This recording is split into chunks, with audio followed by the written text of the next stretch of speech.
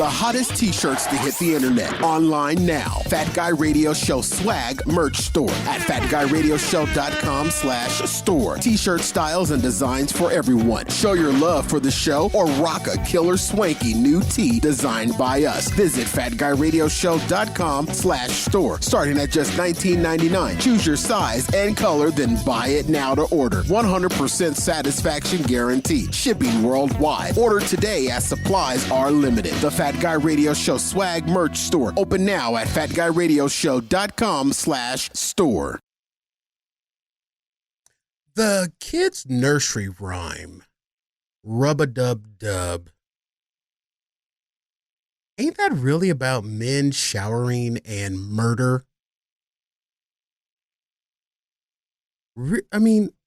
Yeah. Rub-a-dub-dub, 3 men in a tub. Put them out to sea. Yeah, that's shower sex and murder. Oh yeah, this is Fat Guy Radio Show, Snackable.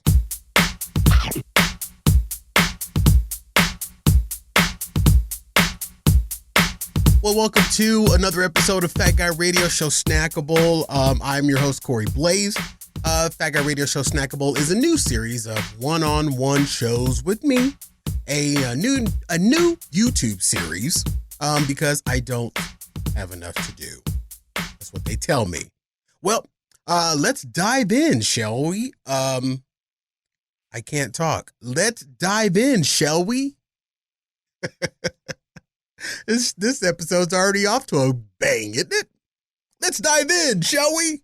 This show is done in segments. I make them up as I go. Follow along if you wish. If you know the words, feel free. Let's hit it with my fat fake take.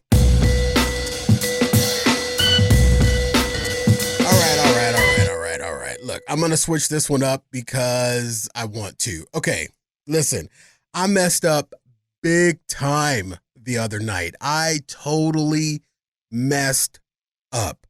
Look, if you are a Fat Guy Radio Show, or you listen to Fat Guy Radio Show on a regular basis, or you trip over it, or if this is maybe your first time finding Snackable on YouTube or iTunes or Apple Podcasts or wherever the hell we are, there's something that I preached. I've been preaching this for years, and I went against my own word. I screwed the hell up. I messed up big time. So the other night, I'm coming home from working a basketball game. And it was early. It was an early game. It was like 6 o'clock tip. So we got out of there, 8:30 or whatever. So it's a little earlier compared to, 11 o'clock midnight with, a basketball game. So I get off of work. I'm driving home. And of course, I'm fat, so I'm hungry.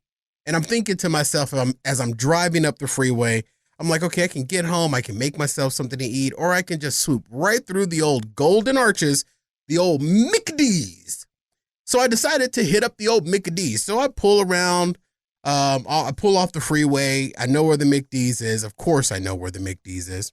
I pull up and cars wrapped around the building. I said, nope, not gonna do this, not today. Nuh-uh, ain't worth it, not worth it. So I pull off and I drive by.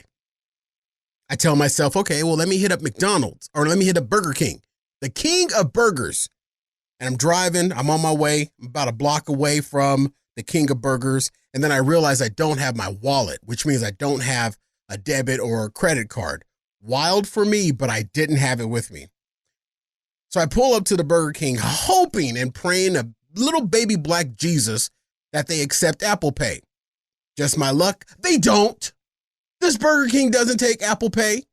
So I back out of that and I'm like, okay, I should have just stuck with it because now the time that I've invested pulling into the McDonald's driveway, pulling into the McDonald's drive-thru and out of the McDonald's drive-thru, I could have just set my fat chocolate ass there in the McDonald's drive-thru because that same amount of time has passed now.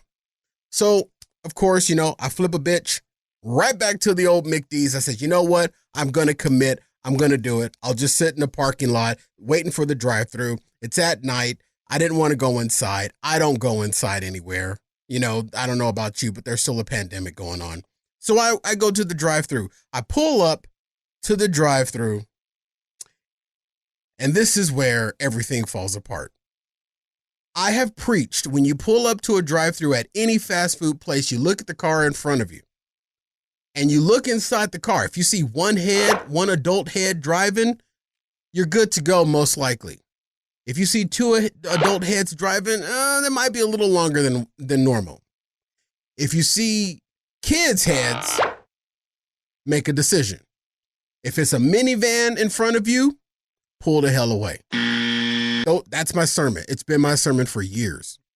I pull up to the drive-thru and there's a little Hyundai something or other in front of me. And I look in the windshield and I see one little head bobbing around. I see two little heads bobbing around. Then a third little head bobbing around. That was all in the back seat. Then in the front seat, an older but little head bobbing around in the front seat. I should have hit the gas when I peered over to see who was driving in the car in front of me at the drive-thru. I should have thrown my Honda in reverse and went home and made a peanut butter and jelly sandwich when I saw this. A woman wearing one of those little bonnets. She had on a bonnet. So in this little Hyundai is a bonnet-wearing woman and 4 kids. I should have got the hell out of the drive-thru right then and there. But no! My fat pains took over. I was defeated by my own gut. And I sat there. And I was mad. And it was my fault. I should have known. I've told everybody, bail out when you see kids in a car in front of you. And then she did the moment of ultimate betrayal is when she turned, when I saw her peer over her right shoulder in the car and ask one of them little knuckle draggers in the back seat what they wanted. Kids can't make up man, you can't put that kind of pressure on a kid. And I'm sitting there in my car watching all this unfold. Now there's 4 more cars behind me. She's at the talk box. I could hear the McDonald's employee waiting for her response because the last thing the McDonald's worker said was, is there anything else I can get for you? And then that's when the bonnet turns around and asks one of the kids. And then, of course, the kid's like, just get the damn Happy Meal, pull a toy out of it because that's all that you want. Matter of fact, don't even get the Happy Meal. Just get the toy and let's keep it moving, sister. But no, I knew this was going to go wrong. For the moment I drove up, I knew it was going to go wrong, and it did go wrong. The bonnet-wearing kid Tote'lr got me. I felt horrible about myself. I sat there, though, and you know what? I deserved all 23 minutes that I committed to pull through and get my little McDouble and my McRib. It was the McRib that made me suffer through this atrocity. Literally, it was the McRib. I pulled up and I saw that beautiful glowing sign of that McRib is back for a limited time, and I said, bitch, you're mine.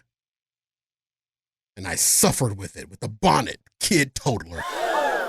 Man, I was mad, but I was just, you know what? I brought it up on myself. It ain't nobody else's fault, but, well, I can blame it on the bonnet wearer. But it's my fault that I stayed in a drive-thru. I own it. I screwed that one up, man. Well, I went to, and McDonald's, of course, has Apple Pay, which is another deciding factor. But, man, I screwed myself. I'm so mad.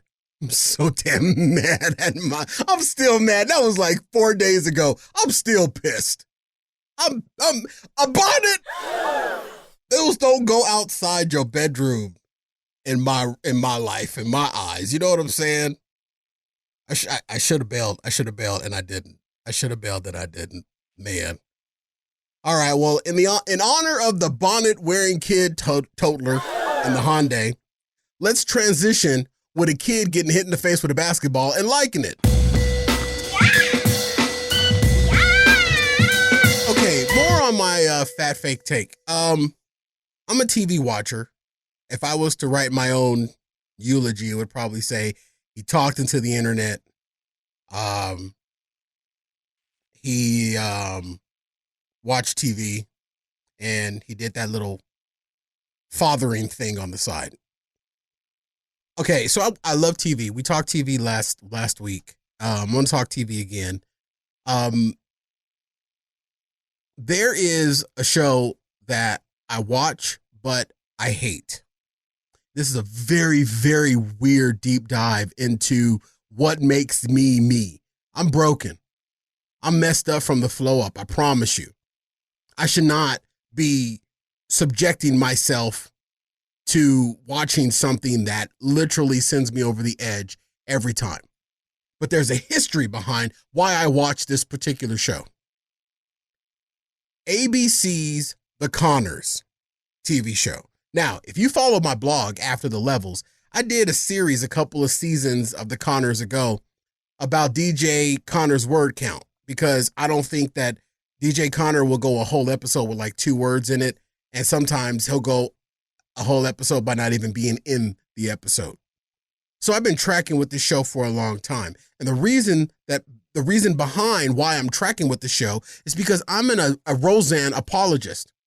The original show, Roseanne, I used to watch it when I was a kid, even though my birth parents were deadly against it because they considered it too raunchy for the 90s. And then maybe back in the 90s, it could be considered a little raunchy for that particular time. Definitely not today. But I watched Roseanne. I bitch about it when the Zon took it off their Prime library. I bitched about it when the Hulu took it off their library. And now it's like gone. I don't know where you can find the original episodes of Roseanne unless you buy them on DVD. They're not on any streaming service that I'm aware of. If you know where I could find it, let me know down in the comments. So I watched ABC's The Conners, and something happened on this episode about a couple of weeks ago. I think by the time this episode airs, there would have been at least probably a show behind. So just stick with me if you can. Dan Connor, character on the show The Conners. And if you're not familiar with this show, just a really quick recap. Roseanne, original show back in the 80s and the 90s, big, popular, huge, 9 seasons, went off the air. They brought it back. They rebooted it, the original Roseanne. The actress Roseanne Barr tweeted something. The cancel culture came out, beat her over the head. She's gone. They rebooted the reboot of the show, and they brought it back and named it the Conners, with everybody, almost everybody, but Roseanne, the actress. Now you're caught up. So Dan Connor, former husband of Roseanne, and how they got rid of the character Roseanne is that they killed her and nobody mourned. I hate this show. Before I get into this, I will say this. Disclaimer. ABC is owned by Disney. Disney, I love you because I'm afraid of you. I love you, Mickey Mouse. I support the fact that you date a girl with such big ears and that your best friend's got web feet. I love you, Mickey. I love you. Okay? Let's just get that out the way now. So the views I'm about to express are not in a direct reflection of the entire Disney Corporation. Put one of those cheesy bells right here. So The Conners. Dan Connor, character on the show, used to be married to Roseanne, has been dating the character Louise. That was my first big, huge upset. I'm like, I in my mind, being a Roseanne apologist, knowing everything about the old show, I can't in my mind equate Dan Connor with any other woman but Roseanne. But in the new reboot of the reboot of the reboot, The Conners, they brought in Louise, who's played by Katie Seagal. And me being a fan of Married with Children, now my world is really turned upside down because now I've got Dan Connor, who should be with Roseanne, schmoozing and kissing and loving on Peggy Bundy. This doesn't add up. Something's wrong. This doesn't equate in my TV brain. I can't. That's the Ghostbusters streams crossing over, and this is what happens. You get Dan Connor marrying Peggy Bundy. What world am I living in? So Dan Connor marries Katie Seagal's character, Louise. He was dating her, then they got married. This is where I just absolutely had a catastrophic mental meltdown. Dan Connor remarrying. He was married to Roseanne for 46 years on that show before her alleged death. And the reason why I call it an alleged death is because they kill people off on this show. And we don't really know if they're dead. When Roseanne rebooted originally, the original series of Roseanne that ended in the 90s said that Dan was dead. Dan Connor had died from a heart attack during Darlene's wedding. But then when they rebooted Roseanne, the first episode was Roseanne saying, Dan, I thought you were dead. And then when Roseanne tweeted and then they rebooted the reboot of the reboot, Dan is alive and well, but then yet Aunt Jackie's baby's gone. Andy's just gone. And then in this season that just came back, Becky Connor's baby is just gone, just dead. Just where's the baby? Beverly Rose is gone. So when Dan Connor got married, I was really looking for them to write something in where Dan is struggling to marry with somebody else because, you know, he still can't get over his 46 freaking year marriage to Roseanne, but nothing. Snake eyes. He didn't care. He ran down the aisle. He married Peggy Bundy and my mind exploded. This show drives me insane. There's so many things wrong with it. They overutilize the character Darlene. And the only reason why I think that they do that is because the person who plays Darlene, Sarah Gilbert, is also an executive producer on the show. So that's probably why she gets all the big lines. Nothing's funny. Nothing makes sense anymore.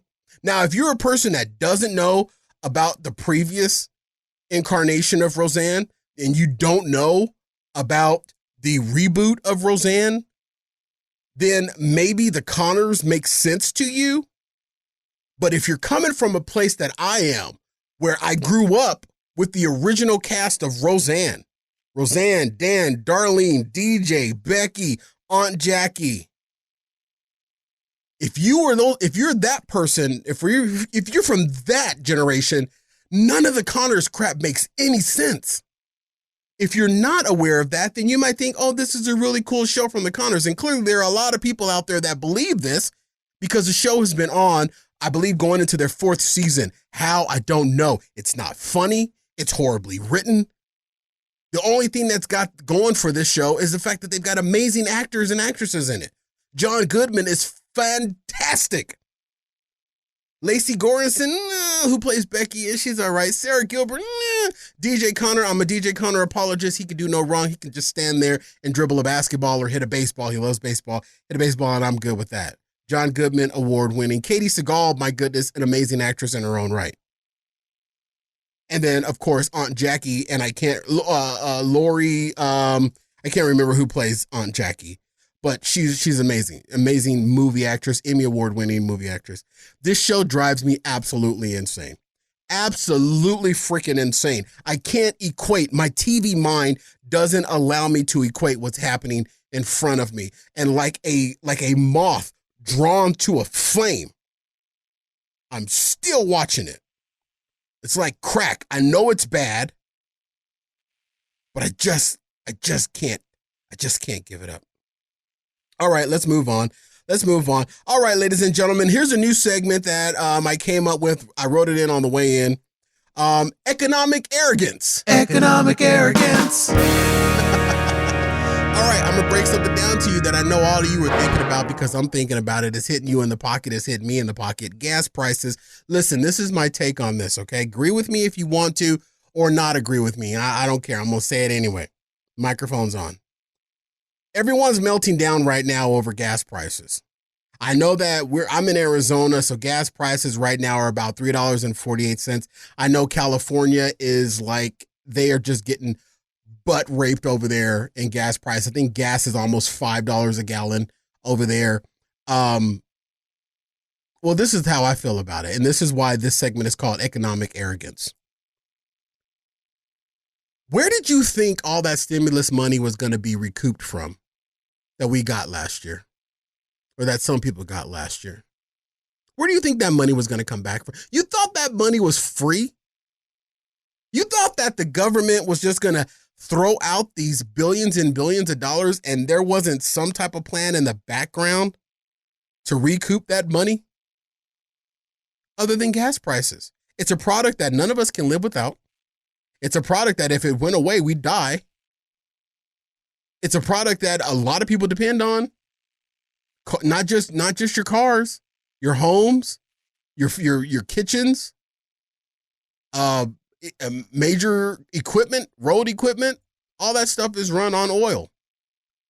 Where did you think all that stimulus money was going to be recouped? Let me give you a little economic lesson here. The government is business at the end of the day. And a business that wants to stay afloat is not going to give out something free without a backup plan to recoup what they gave out. Now, I could be completely wrong about this, and yes, this might be a little, what's the word that I'm looking for? It could be, I could be making it up as I go, or conspiracy. Conspiracy is what I'm thinking about. But this is the way that I think about it, man. They gave something away with the plan to get it back. They can't come back and ask you for it. So they're going to do something. They're going to hike up some, because this is why I think this is my supporting thought. Normally when gas prices skyrocket, it's because something exploded, weather, a tanker exploded, something out in the Gulf exploded. None of that has happened. We don't have any catastrophic weather taking place right now in this country. No one overseas is having a big issue. There's always an issue with oil, but there's nothing big. But then yet the gas prices are moving higher and higher faster than the gas company or the convenience store can change the sign. Why do you think all the signs became digital? It's easy. They just go into a computer, plop, plop, plop, $3.58 a gallon. There's nothing that is causing, that we've seen in the past, causing a purpose behind the gas prices. So the only thing that I can point to is the fact that this is the way that the government is trying to recoup the money that they gave out to all of you through those stimulus packages. They're getting it back through the gas. 10 cents a day, 9 cents a day. All of those little itty bitty little cents adds up. They're getting it back. They're getting it back somehow. And I believe that the way that they're doing it is through gas prices. That's my take. That's my economic arrogance. I'm so old, I remember when gas was 99 cents a gallon. I will make another prediction and write this down. Here in Arizona, when gas prices go above $3 a gallon, they will never go below $3 a gallon ever again. I said that when they went above $2 a gallon, and we ain't paid under $2 a gallon in 10, 15 years. Mark my words. All right, let's get into social what? All right, social what? All right, listen. Man, I'm almost running out of time. Adam Levine. There was a video that went viral about Adam Levine this past week. And I'll just show you the video. Let's look up the video. I got a better system here where I'm able to pull up the video pretty rapidly, pretty fast. All right, let's look at the video here. Adam Levine on stage with his band, Maroon 5.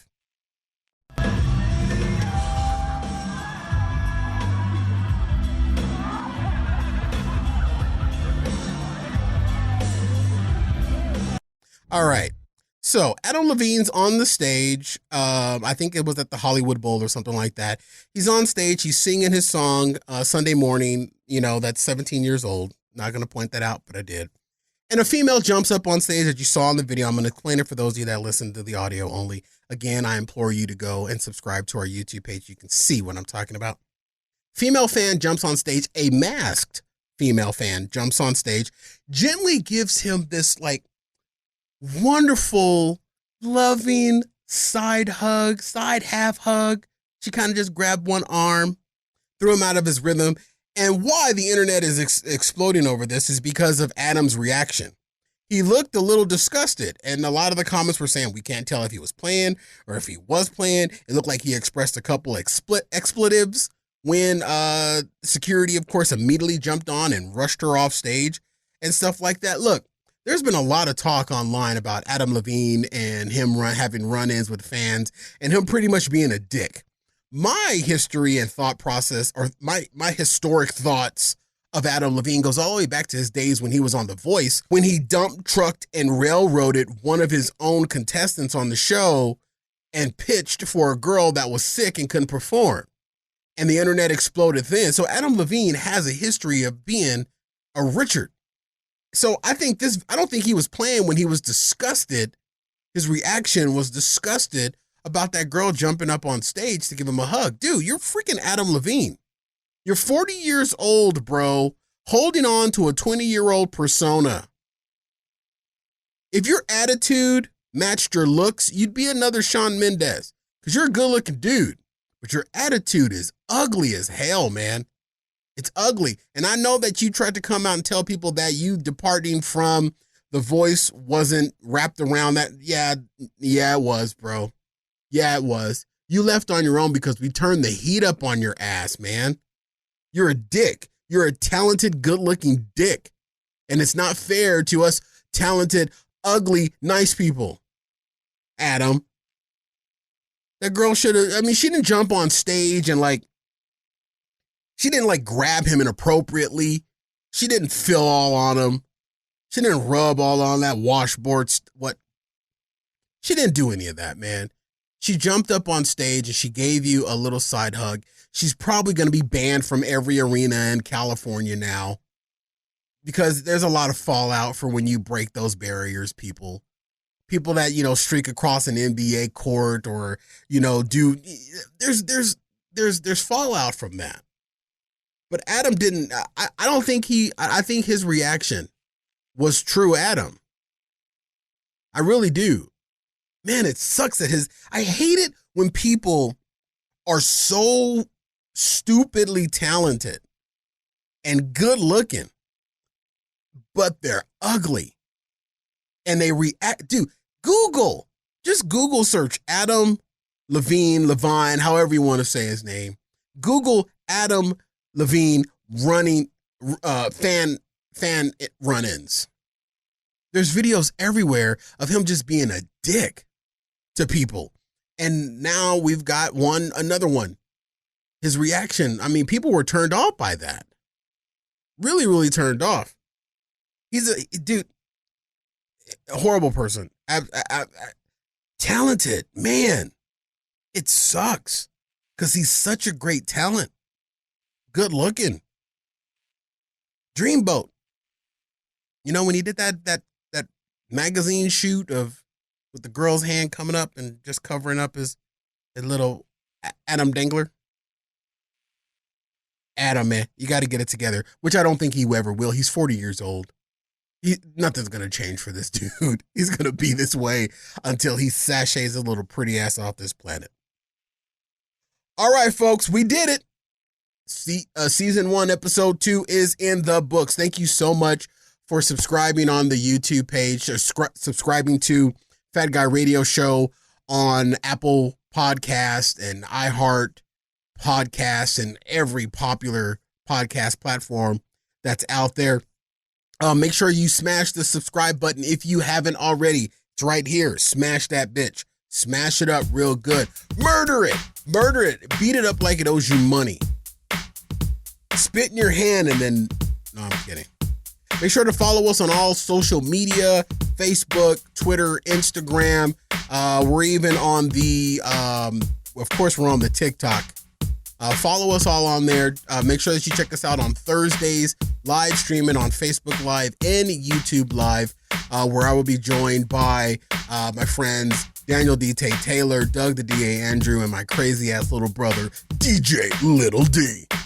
All right, folks, that's it for Snackable. Thank you so much again for listening. We out this. Oh, by the way, I'm Corey Blaze, and this has been another episode of Fat Guy Radio Show. Snackable.